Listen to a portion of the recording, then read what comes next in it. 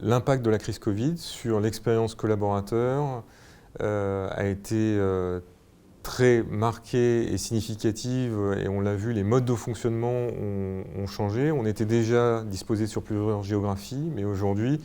et ça a perduré maintenant,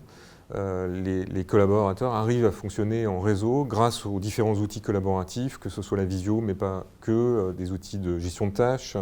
des outils qui nous permettent de faire des workshops à distance. Et donc, on a eu une accélération, effectivement, de ces modes de fonctionnement transversaux qui étaient de toute façon nécessaires à notre fonctionnement et qui, aujourd'hui, est ancré durablement.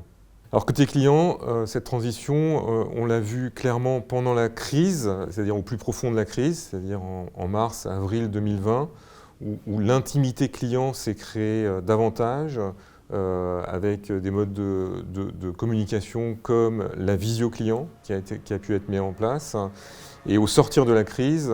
clairement la demande de digital de cette frange de population s'est renforcée. On a une forte demande d'interaction digitale qu'on avait anticipée avant la crise et qu'on est effectivement en train de développer à grands pas.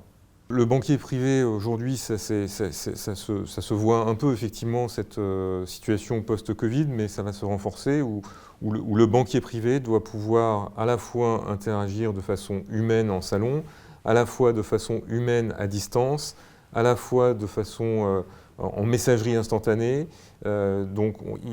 le banquier doit être vraiment doté d'un cockpit qui lui permette d'interagir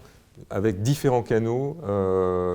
avec son client, mais aussi laisser le client en autonomie, il va être de plus en plus de demandeurs, en autonomie sur les différents canaux digitaux, l'Internet, le mobile, et que ce soit sur de l'investissement, mais aussi sur tout ce qu'on appelle l'administratif, c'est-à-dire l'entrée en relation, la révision des dossiers, etc.